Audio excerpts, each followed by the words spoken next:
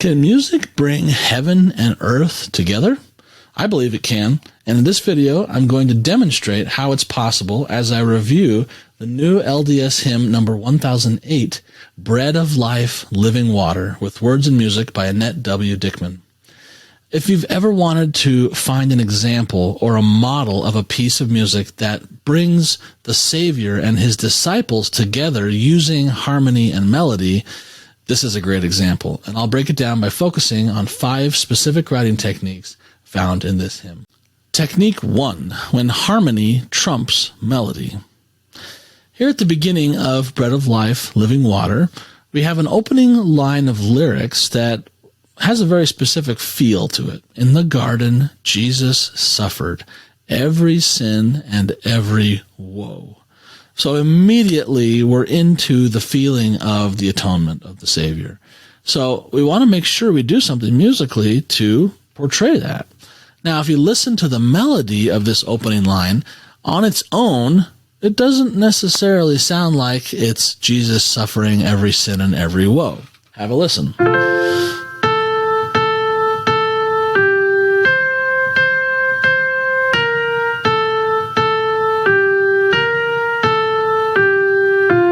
Sounds kind of happy and cheerful. Every sin and every woe. Like, oh, how nice.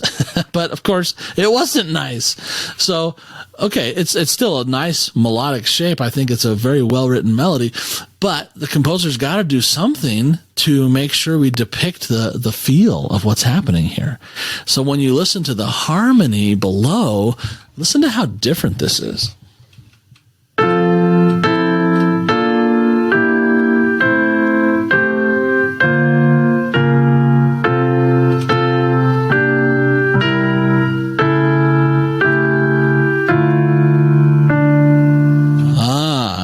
When we get to every woe, totally different than every woe, which would be like, like Three Blind Mice, that's just a normal happy tune. But the change of harmony does the trick. Technique 2, the various useful colors of graduated 4/3 suspensions. So the moment we just ended on, every woe, we heard how the composer twisted the harmony away from the F major cadence, which would be the normal kind of cadence here, and instead cadenced in D minor, the relative minor. Every woe instead of every woe. Big difference, right? Every woe. But to make the woe even more woeful, they add what's called a suspension. Now, we've seen this in several other videos too. This is what happens when a note from the previous chord, in this case the alto, is carried over into the next chord and creates a dissonance, and then it steps down to resolve itself. Well, in this spot particularly, this is a highly intense suspension because of the interval created between the E and the F. It's a half step instead of a whole step. You could have if there was an F sharp with the same suspension, it's still lovely, but it's not as poignant as the minor second. Oh, right? So that's our first type of suspension we're seeing. Some of these are 4/3 suspensions. Some of these are 9/8 suspensions. What's interesting, though, is the interval they create with the note next to them that they're making tension with. So this is the more tense one because of the half step. Now, if we go down to the next line, we see another suspension at the end of the line right here. This one is a 4/3 suspension, but look at the interval created between the alto and soprano. It's a second again, but not a minor second. It's a major second. F and G. So it still gives us that nice feeling of a suspension. It gives a bit of emotional feel to it, but it's not quite as poignant as the one that we saw before. So same technique, but different level of poignancy, which I think is really interesting. And I like to keep track of similar techniques that are subtly different emotionally, like this one. And then we get a third example, if I can find it, there at the very end. The eternally, where we get a similar kind of suspension, but there aren't any seconds created at all, but they're not directly anyway. Let me zoom in a little bit for you here. So in the previous ones, we saw that we had this second right there next to each other, and this second right there next to each other. In this suspension down here, we don't have any adjacent seconds creating that tension. We do have one that's displaced by an octave, and it's here between the D and the C. And we have another one here between the G and the F, which are ninths. And a ninth is a second plus an octave. So it creates the same feel emotionally of a suspension, but with even less poignancy. Okay, so we get eternally. We still get that nice suspension motion, but the first one we saw with that second was really potent. The second one we saw was a little less potent, but still nice. And this third one is still beautiful, but even less potent. Again, subtle little differences.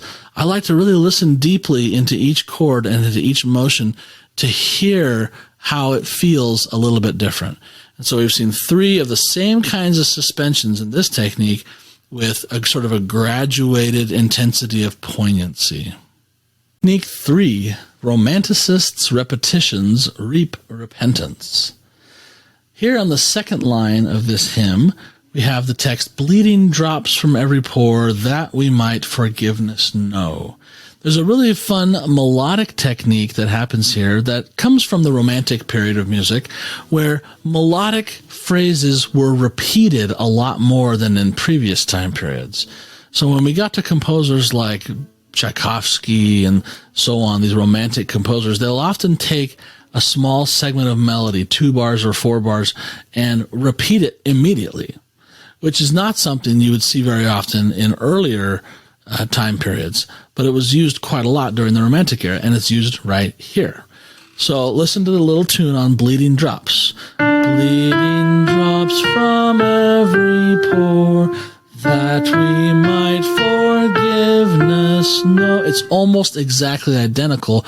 The only difference is every pore goes A, G, F, and forgiveness knows goes A, F, G. The F and the G got swapped. Once again, bleeding drops from every pore, that we might forgiveness know. So the trick with these repeated sections is something's got to be fresh in the second one so that it's not just a monotone repetition. And you don't need much to make it new. In fact, all you had to do is swap 2 notes at the end to melodically make it different. But notice how the harmony is also different. The harmony in measure 5, if you look at the left hand, is the same as it is in measure 7, but bars 6 and 8 are different.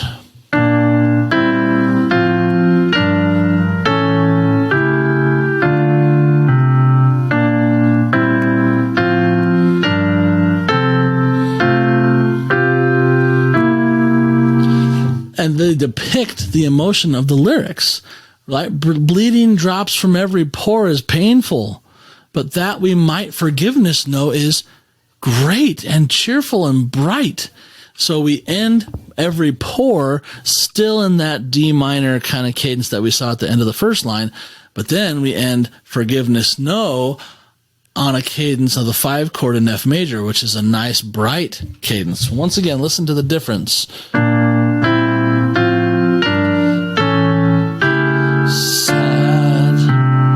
Same notes. Brighter. Oh, it feels hopeful, which then spills us into the chorus where we say, bread of life, living water. We take what was sort of a sermon in the first two lines and we turn it into a prayer in the last few lines. Technique 4, chorus extension increases prayerful pleading. The chorus of this hymn is an odd shape. It starts normal and symmetrical in 4 bars. So look at the green lines here. If we go back to the beginning of what the verse is, we have 4 measures, and then I've got that green line indicating the end of the first phrase. Then we get another 4 measures with another green line indicating the end of the second small phrase, and those 2 4-bar phrases make the verse, one full phrase of music, or period as we sometimes call it. Then in the chorus, we're expecting the same shape. We're expecting 4 measures plus 4 measures and the end. But we don't get that. We get 4 measures, bread of life, living water, feed my soul, fill my heart, green line, end of 4 measures. And then we get an extended last line. Lord, give me new life in thee and make me whole, complete and holy, bound to thee eternally. That's not normal. It's too long. How does that work? Well, the composer does a great job of creating this little extension. As you can see on the bottom, I've bracketed these extra 2 bars. The lyrics should have probably ended from measure 13. Lord, give me new life in thee and make me whole eternally. That would have been in sync with the rest of the structure. Instead, it's like they don't want to stop the prayer. They want to keep going. They want to plead. They want to send up more pleas for help. So, bread of life, living water, feed my soul, fill my heart, 4 measures. Lord, give me new life in thee and make me whole, complete and holy, bound to thee eternally. We could have gone directly from and make me whole eternally, but it wasn't enough. We needed to ask for more. Complete and holy, bound to thee eternally. Okay, so the lyrics extend the prayer. The music then has to successfully extend the prayer too, without ending too soon. We can't let the tension go too soon before the last eternally. Otherwise, the music feels done and there's no reason to keep singing. So, melodically, this is accomplished by a little opening of the door with the rhythm. So the beginning, you can ignore the yellow and blue lines for a minute. That's for technique 5. Just look at the melody. Bread of life, living water, feed my soul, fill my heart. Now, Lord, give me new life in thee and make me whole, complete and holy, bound to thee eternally. All right, so at this point of the tune, right here, life in thee, we are expecting thee and make me whole eternally, and it would have been over, or something like that. But no, we open the door, we pause on the word whole, and then we repeat the 8th note. So, new life in thee, new life in thee, ta-ti-ta-ta, ta-ti-ta-ta. That repetition, ta-ta-team, ta-ti-ta-ta, ta-ta-ta. It allows us to extend the tune. And the motive itself, dee-da-dum, happens again, dee-da-dum, but goes down even further to C with another repetition. Did you notice how even so a couple techniques ago we talked about the repetition of the second line melodically, but did you notice the repetitions in the third line? Da-da-dum, tee-da-da-dum, tee-da-dum, tee-da-dum. Lots of repetition. Then we get slightly different kind of repetition in the fourth line. Da-da-dum, da-tee-da-dum. That's another kind of repetition called a sequence, where this note goes down, down, Same shapes. We leap down a sixth and step up, and then leap up, and then leap down a sixth and step up. That's called a sequence. It's a type of repetition. Then we get a third type of repetition. Well, I guess there's a fourth type of repetition, because the first one was here, the second one was here, the third one was here. Now the fourth one is here. Look, and make me whole. So the F jumps up to the B flat, and then the A, and down to the D, and then again, F, B flat, A, but this time C on complete and holy, and bound to the aha. Yet another interesting sound that we heard up here, slightly different this time. Instead of leaping down directly from the high D, like we did before, now, but boy, is it reminiscent of Lord Give Me. Okay, so these repetitions, and especially the rhythmic repetition here and here, open the door to our melody to extend. It also gives us another chance to hit a climax note, which we get right here. If you extend a phrase like we've done here, and you don't take the opportunity to reach a climax, you're doing it wrong. Now, it could be a low climax, but it's the opportunity to emotionally take us further than you've taken us before. So don't miss that opportunity. Technique 5, the atoning story of C and D. C for Christ, D for disciple. This is my favorite element of this hymn. It's actually tricky to pick a favorite in this one. There's so many good spots, but I absolutely adore what I'm going to highlight in this bit now.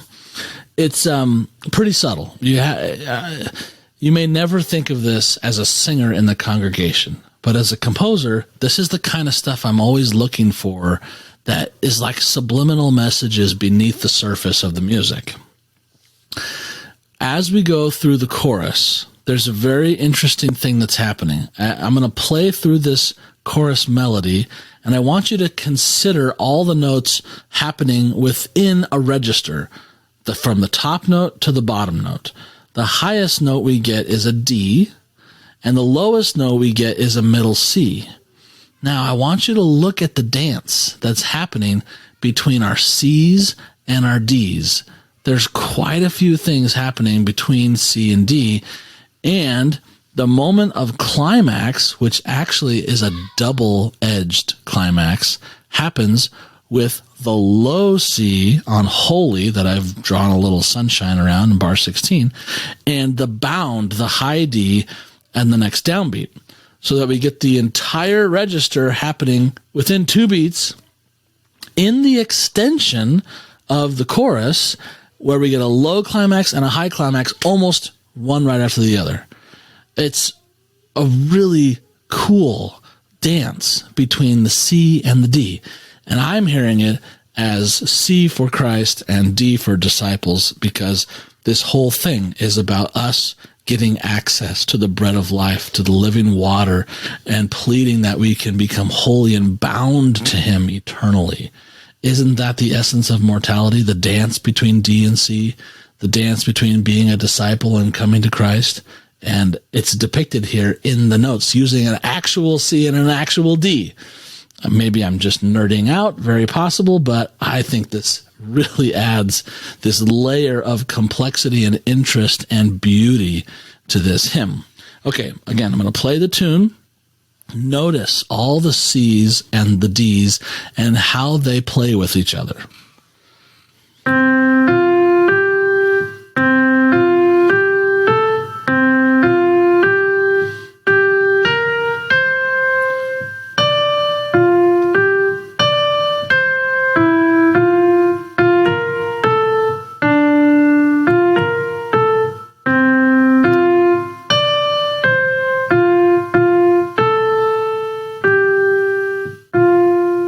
Isn't that fun? So we get repeated middle C's, 3 of them in a row at the beginning of the chorus, which eventually get a culmination down in bar 16 on holy, as I've drawn those yellow lines to it. But at the end of that first line of the chorus, we also get the other C. So we go from C to shining C in that opening.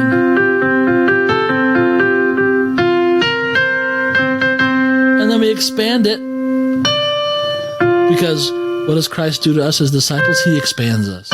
He draws us to him. So we take the C and we go up to the D. And then the D to the C. Now a low G, which then goes to a low C. So we're heightened by coming closer to him, D and C up high, but then he has descended below all to make us holy. So we get down to the low D and the low C, and then immediately we rocket back up to the bound to thee, because we're emotionally, we care, we want it so bad. So are you seeing this little dance? I just find this absolutely fascinating.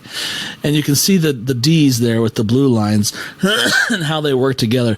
And you notice how a lot of them are on different beats, and they're connected with notes in different directions. You know, the D starting at the top coming down to the C, or the C going up to the D, or the low D going down to the low C, or the low C going up to the low D. Like just those little playing with two notes. How many different ways can you highlight them and make them interesting, but with rhythm, with register, with distance, with all those sorts of things. It's a beautiful play melodically with the C and the D that I find fascinating. But there's one more piece, and it's in purple at the end, because eternally we want to come together. We want to live with him. We want to be together. And so in the ultimate ending spot, the final bit of tension, instead of pitting melody notes of C and D against each other, we use them together in a suspension in eternally in the alto, where D, disciple, submits to C, Christ, as we eternally end this piece. It's so beautiful. So what's my opinion of this hymn? I'm sure you can already tell. I love it. It's a wonderful addition to our musical tradition. I look forward to sharing it with my congregation very soon. If you'd like to download the complete harmonic analysis I've done of this piece, I've dropped the link below in the description box where you can get it. It's a free download, no strings attached. And be sure to watch the next video in our series of new LDS hymnal reviews. In this next one, we'll review hymn 1009, Gethsemane. I'll see you there.